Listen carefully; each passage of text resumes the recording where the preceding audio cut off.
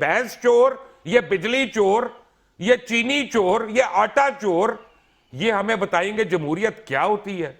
ये तो जमहूरियत के भी चोर है कि आज मैं इस वक्त बहुत, आप समझें कि मेरा माइंड आउट हुआ है बिल्कुल, और अगर मेरे मुंह से खुदा ना खास्ता कोई ऐसे अल्फाज निकल जाए तो मुझे माफ़ कर दीजिएगा। सारों को मैं कह रहा हूँ, मुझे एहसास हो रहा है कि हमें एक सर्टन लैंग्वेज और एक सर्टन दायरे से, कैद से हमें बाहर नहीं निकलना चाहिए। लेकिन मैं क्या करूँ, जब मैं अपने लीडर्स को देखता हूँ और अपने मुल्क के सियासतदानों को देखता हूँ तो कभी तो सर शर्म से झुक जाता था, और अब जो है ना मुझे गुस्सा आता है, क्योंकि मेरे बच्चे भी बड़े हो गए हैं, आपके बच्चे भी हैं, सारों के बच्चे हैं, इनके बच्चे तो बाहर चले जाने हैं, इनके बच्चे तो बाहर रहने हैं, इनको तो सब कुछ बाहर है, इनकी तो जायदादें बाहर हैं, इनकी तो दौलतें बाहर हैं, इनकी तो इन्वेस्टमेंट्स बाहर हैं। हम लोगों ने यहीं पे होना है, हमारी औलादों ने यहीं पे होना है, हमारे माँ बाप की कब्रें इधर हैं, हमारे भाइयों की कब्रें इधर हैं, इनका तो कोई नहीं है। ये तो सिर्फ पाकिस्तान में आते हैं, लूट मार करने आते हैं और खाते पीते और निकल जाते हैं, और या आपस में लड़ते रहते हैं या लोगों में झूठ बोलते हैं, अनारकी फैलाते हैं, अफरा तफरी करते हैं। आप सिर्फ एक किसी शहर की मिसाल ले लें, आप कराची की मिसाल ले लें। पिछले 20 साल में कराची को सिर्फ लूटा गया, कसूटा गया, भंबोड़ा गया, जैसे कोई कुर्बानी का जानवर होता है, कि उस शहर से हर आदमी ने कमाई की है, लेकिन किसी ने उसका ध्यान नहीं दिया। किसी ने यह नहीं सोचा यहाँ के रहने वालों को पीने का पानी कैसे मिलेगा उनके नलकों में। आप लाहौर को ले लें तो पंजाब को ले लें, हमारा वजीर आला ऐसा है, वजीर परवेज इलाही, कि जिसके बड़े जो है चौधरी ज़हूर इलाही, भैंस चोरी में उनके पर पर्चा कटा। यानी पहले छोटी चोरियां करते थे, बाद में उन्होंने कहा नहीं हम छोटे नहीं रहे, हमने इतनी बड़ी बड़ी चोरियां करनी है कि तारीख में हमारा नाम लिखा जाएगा। लोग छांगा मांगा का नाम भूल जाएंगे, लोग हर डाकू का नाम भूल जाएंगे, लोग हमारा चौधरीयों का नाम याद रखेंगे। अब आप देखें चौधरी परवेज इलाही, बेटा उसका भाग गया बाहर, करप्शन की वजह से भागा, क्योंकि उसको पता तो पकड़ में आ रहा है, और बेटे की बीवी जो है वो ब्लैक लिस्ट पे आ गई है। दूसरा बेटा सालिक, वो भी ब्लैक लिस्ट में, एग्जिट कंट्रोल लिस्ट पे, और सालिक की बीवी वो भी ब्लैक लिस्ट पे। यानी क्यों ब्लैक लिस्ट पे? क्योंकि करप्शन की है, क्योंकि आमदनी और उसके असासे जो हैं उनका तनासुब जो है वो मिल ही नहीं रहा, किसी भी तरह से। और ये यहाँ पे बैठ के हम खान साहब के साथ हैं तो हम ये हैं तो हम वो हैं, सिर्फ इसलिए कि खान साहब के साथ होने की वजह से पता नहीं कितने अरब कितने खरब रुपए की करप्शन हो रही है।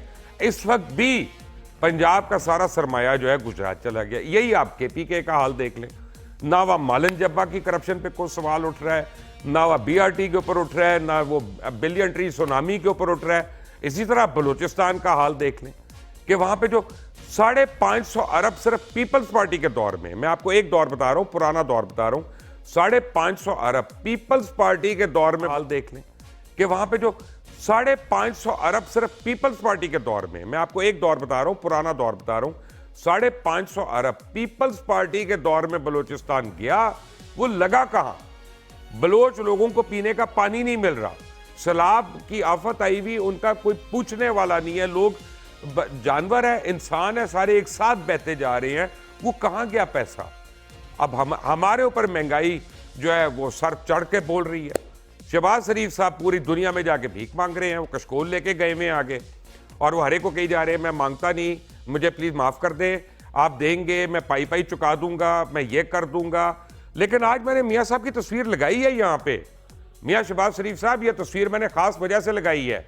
RT के वुज़रा, आपके मुशीरान, आपके जितने बड़े बड़े स्टॉल वॉर्ड्स है PMLN के, वो डरते हैं यहाँ पे आते हुए, नहीं फेस कर सकते, वो हमें नहीं हमारा सामना कर सकते, वो हमारे सवालों के जवाब नहीं दे सकते, वो हमें ये नहीं बता सकते कि क्या पाकिस्तान के बाद लंदन के भी सारे अस्पताल जो हैं वो नाकारा हो गए हैं, कि उधर सर्जरी नहीं हो सकती या उधर इलाज नहीं हो सकता, और आप लोगों को जनीवा जाना पड़ता है, और फिर आप लोग जाती उसमें मुलाकातें वहां पे करते हैं। यहाँ पे कितनी देर तक ये चलेगा? मिफ्ता इस्माइल है, वो अपनी ही वजीर खजाना की बुराइयां करते जा रहे हैं, वो लोगों के दिमाग में, दिल में शकूक सिर्फ पैदा नहीं कर रहा, वो इन्वेस्टर्स को भी, वो जितने लोग पाकिस्तान में इन्वेस्टमेंट करना चाहते हैं उनका भी दिमाग खराब कर रहे हैं।